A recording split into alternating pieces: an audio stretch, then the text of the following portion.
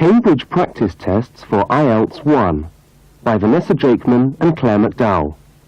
Published by Cambridge University Press, 1996. This recording is copyright. Casset-1, Side 1. Practice Test 1. You will hear a number of different recordings, and you will have to answer questions on what you hear. There will be time for you to read the instructions and questions, and you will have a chance to check your work. All the recordings will be played once only. The test is in 4 sections. Write all your answers in the listening question booklet. At the end of the test, you will be given 10 minutes to transfer your answers to an answer sheet. Now turn to section 1 of your question booklet.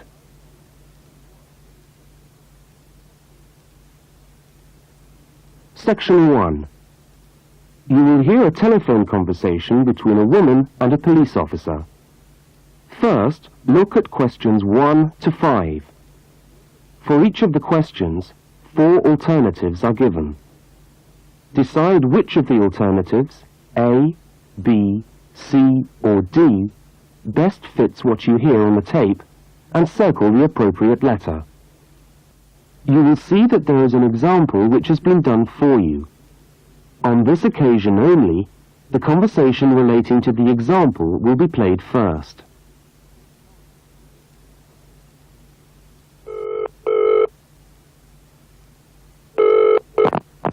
Good evening, City Police Station. Can I help you? Oh, hello. I'd like to report a stolen briefcase, please. Just a minute and I'll put you through. The woman says she wants to report a stolen briefcase, so A has been circled. Now we shall begin. You should answer the questions as you listen, because you will not hear the recording a second time. Now listen carefully to the first part of the conversation, and answer questions 1 to 5.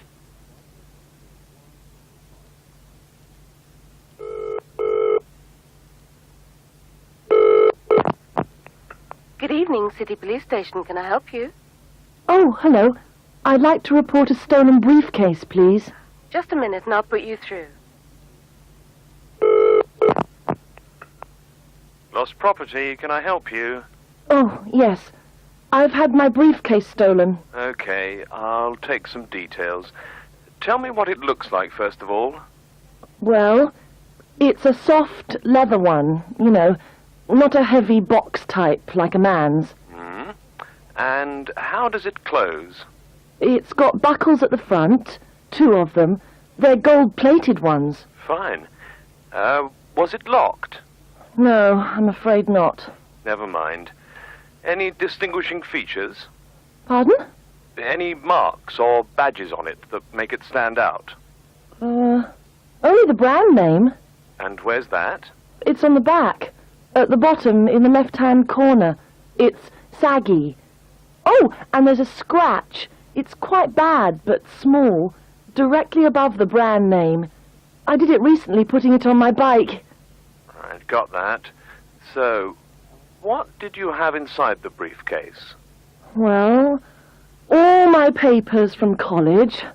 It's so frustrating, but thank goodness for computers. I haven't lost them completely. Yes, you're lucky. I had my wallet in my pocket, so I didn't lose that. But there were also my pens, which I got for my birthday, and a novel I was planning to read on the train. Right. Where exactly did you lose the briefcase? Well, I couldn't believe it. I was standing on the platform. It was right next to me. You were holding it? I'd just put it down on the floor, but I could almost feel it beside me. I was watching for my train because sometimes it comes early, and then next time I looked, my briefcase wasn't there. And what time was this? It must have been about 5:20. No, a bit later. I'd say 5:30 because it was just getting crowded and the train normally comes at about 25 to 6. Before they continue their conversation, look at questions 6 to 10. As you listen to the rest of the conversation, complete the form by filling in the numbered spaces 6 to 10. Right. If you'll just give me some personal details. Yes. What name is it? I'm Mary Prescott. Can you spell that? Yes, it's Prescott.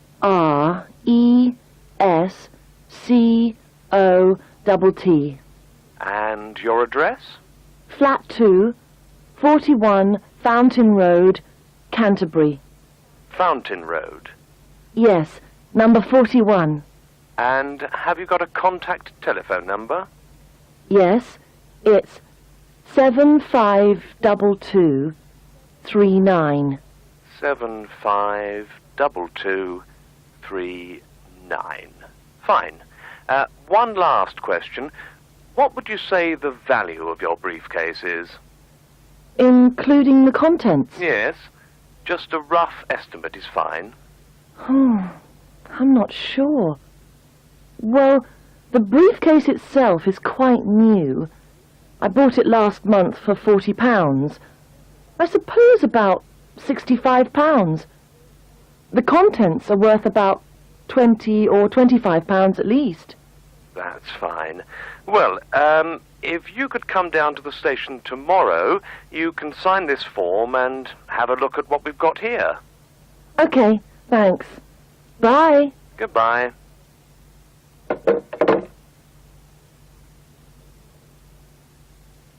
That is the end of section 1. You now have half a minute to check your answers. Now turn to section 2.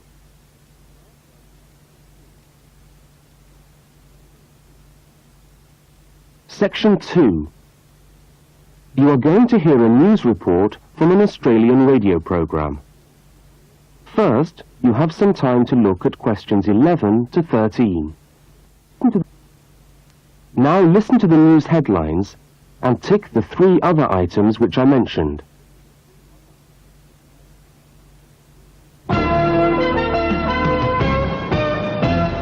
This is the 6 o'clock news for Tuesday, the 25th of November. And first, the headlines.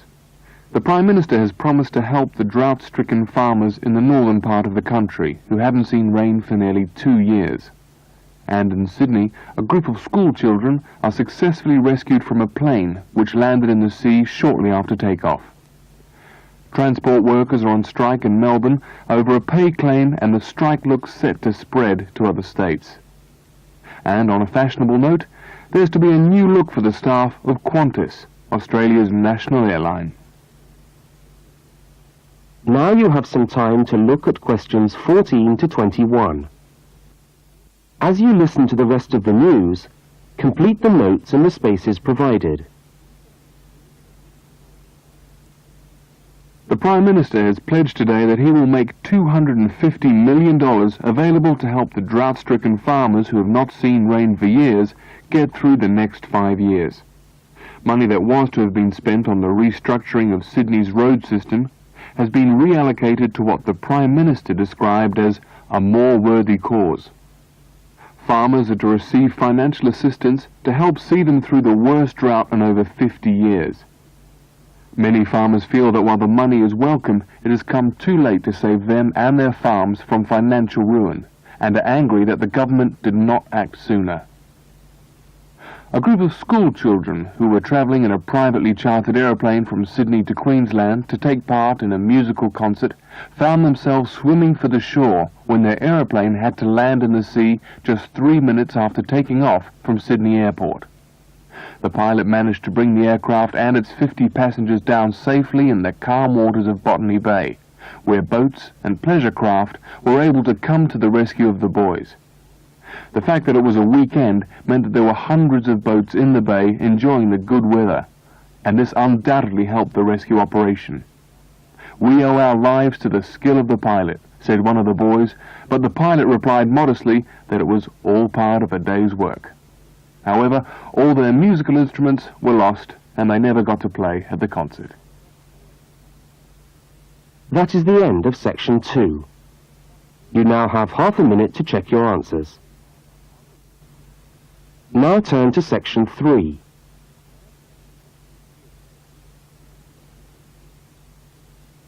Section 3.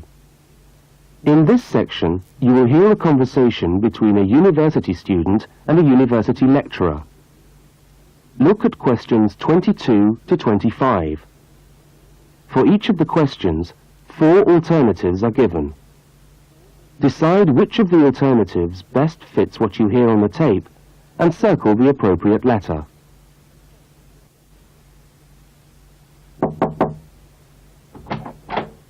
Hello. Can I come in? Oh, yes, come in. How can I help you? I was looking for the economics office. I've been all over the arts faculty building looking for it, but I could only find the School of Accounting and Economic History. Is this the right place? Yes, this is the School of Economics. Oh, good.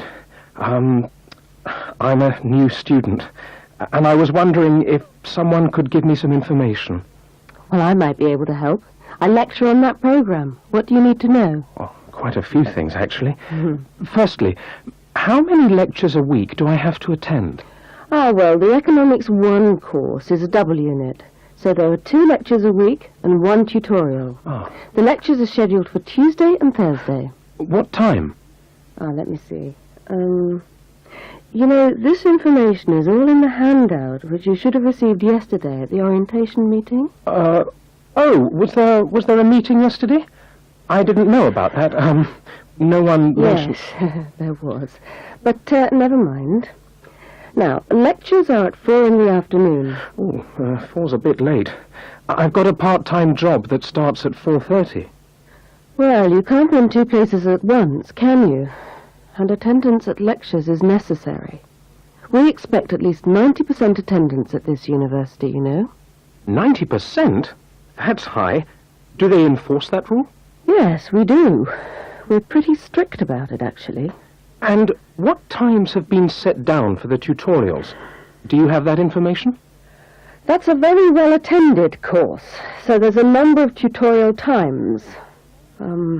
Monday, Wednesday and Friday, all at 9 o'clock. Yours will be allocated at the first lecture. Can't I choose the time? Maybe, maybe not. You'll have to talk to the lecturer on the course. Dr. Roberts is his name. Oh, okay. Now look at questions 26 to 31. As the conversation continues, complete the notes in the spaces provided. Anything else I can help you with while you're here? Well, yes, actually. Do you know what the course requirements are? I mean, how much work is expected for this course? Well, you have to complete a tutorial paper. What does that involve? Well, it's a piece of work on a given topic based on some set reading texts. You'll have to give a small talk to your tutorial group. Oh, how long does that have to be? Oh, about 25 minutes usually. I have to talk for 25 minutes? Yes, that's right. And then you have to write up your piece of work and give it to the lecturer to be marked. Right. And is that all? No. You also have to complete a 3,000-word essay on a topic. Can I choose the topic? Yes, usually you can. Right. That shouldn't be too bad. And in addition to that, there is an exam. An exam? What sort of exam? Well, it's an open book exam. Does that mean I can have the textbook with me during the exam? Yes, that's right. And can you give me any idea about the content of the first year of economics, so that I can get into some reading? Well, you'll be getting the reading list next week when lectures start.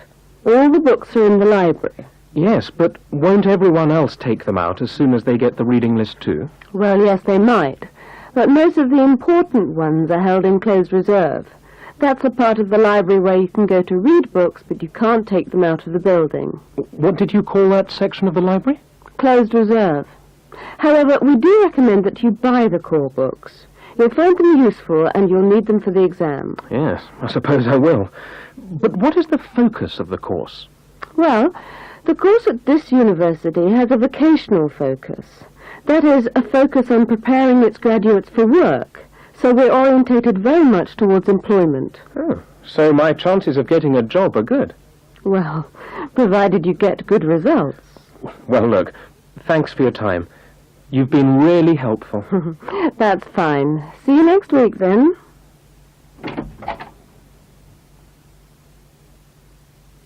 That is the end of section 3. You now have half a minute to check your answers. Now turn to section 4. Section 4. You will hear a talk given by a university lecturer about the structure of the university. First, look at questions 32 to 36. Now listen and answer questions 32 to 36.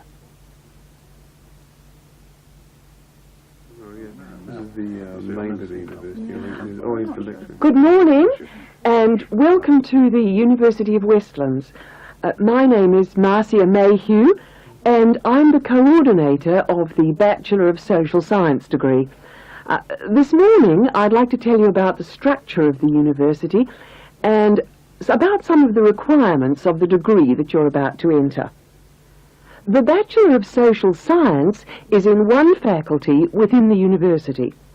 That is the faculty where I work, known as Arts and Social Sciences.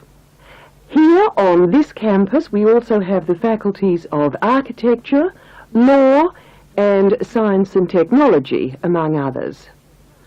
It's important to know something about the structure of the faculty because as you go through your course you may need to call on members of the staff to help you. At the top of the faculty we have a dean, and below the dean we have 3 divisions. Each division has a divisional head, and your degree is located in the Division of Social Sciences. Within each of the divisions there are the departments, and each of these offers the different degrees. For instance, 2 of the departments which offer the major subjects for your award are Sociology and Psychology. Each has a departmental head, but for practical purposes, the people you are going to see the most of are myself as coordinator of the Social Sciences degree, and the actual lecturers who are teaching the subjects that you are taking. For instance, in the first semester, you'll be doing 4 subjects: psychology, sociology, history, and economics. If you have any problems or difficulties, not that I'm anticipating you will, but you never know, then you should go and see your lecturers.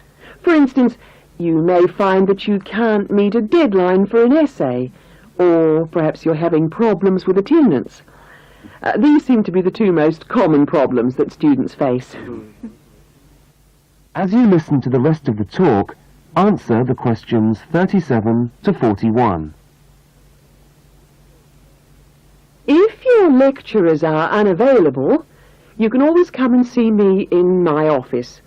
I'm available on Wednesday and Thursday mornings and on Friday afternoons. Outside these hours, perhaps you could ring the secretary and make an appointment. Now, you'll note that all of the subjects which you undertake in the first year are composed of lectures and tutorials. A lecture is about an hour long, and a tutorial usually runs for about 2 hours. A lecture is rather like what I'm doing now, where one person will talk to all of you together on a subject. Now, we do ask you to try to attend the lectures. A tutorial is perhaps where most of the learning occurs at a university. You will be divided into groups of between 12 and 15 students, and each week one of you will have to present a piece of work to the group as a whole, and then the group will discuss what you've said. It's this discussion, this exchange of ideas, which really constitutes the basis of university learning, in my view. Listening to lectures in many ways is just giving you information that you could access for yourself in the library. But the discussion at the tutorial is very important. This doesn't mean that you shouldn't go to the lectures, though. Other factors to be particularly concerned about are the structure of essays and delivery of written material. And in particular, I would like to mention the question of plagiarism. Plagiarism is taking other people's work without acknowledging it. That is, without saying where it comes from. Now, of course, all essays are based on research done by other people, but you must remember to attribute the work to the original writer. And while it's a good idea to work with other people, don't hand in work which is exactly the same as your friend's work, because we will notice. If you don't acknowledge the source of your information, then you run the risk of failing the subject, or in very serious cases, you might be denied entry to the university. Last but not least, stay in touch with us. If things are getting you down, don't go and hide. Come and talk to us about it. That's what we're here for. Right. Thank you very much for coming along today.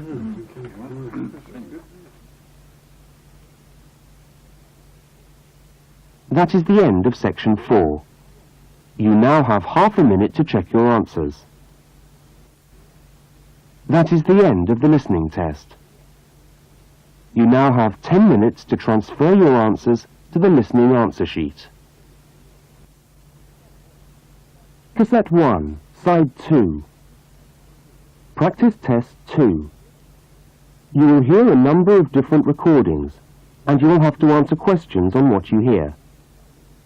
There will be time for you to read the instructions and questions, and you will have a chance to check your work. All the recordings will be played once only. The test is in 4 sections. Write all your answers in the listening question booklet. At the end of the test, you will be given 10 minutes to transfer your answers to an answer sheet. Now turn to section 1 of your question booklet.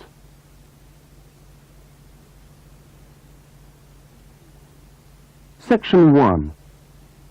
In this section, you will hear 2 overseas students, Kate and Lukey, being interviewed by a university counsellor.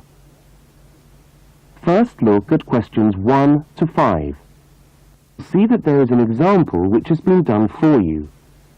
On this occasion only, the conversation relating to the example will be played first.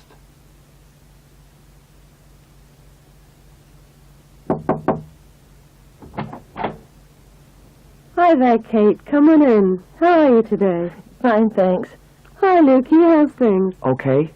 Well, as I explained on the phone, I'm a counsellor here at the Student Services section of the university. And I'm interviewing overseas students to help me draw up a guide for new students. So I'd be grateful if you could tell me a little about your time since you've been here in Cambridge. Right. Yeah.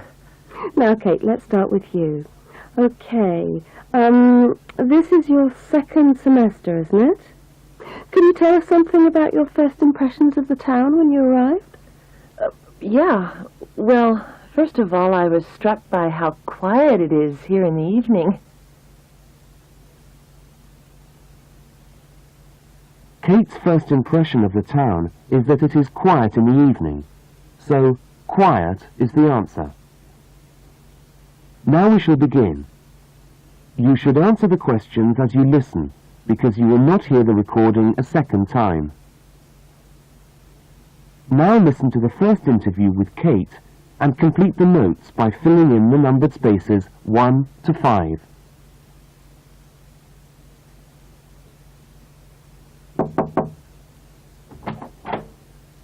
Hi there, Kate. Come on in. How are you today? Fine, thanks.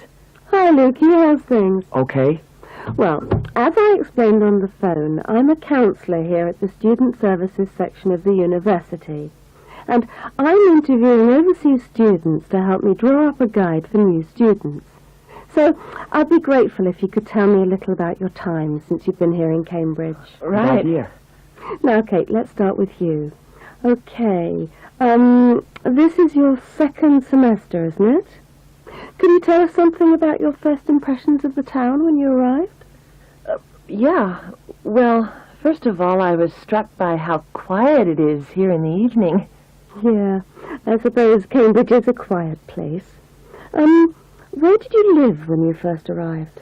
Well, I went straight into student accommodation, It was a kind of student hostel. Ah, right. So, you didn't have to worry about doing your own cooking or anything like that? No, but sometimes I wished I had. The food at the hostel was awful. Oh, dear. But how were the other students? To be honest, I haven't managed to make many friends, even though the place is full. People seem to keep to themselves. They're not really very friendly. Oh, I'm sorry to hear that. Well, what about the actual course? You're studying, I'm doing a master's by coursework in environmental studies. Oh, right. And how are you finding that? Yeah, well, it's been pretty good, really. I've enjoyed the course, but I feel there hasn't been enough contact with the lecturers. Oh. They all seem to be incredibly busy. The only chance I've really had to talk to them was on the field trip. Well, that's no good. Mm-mm.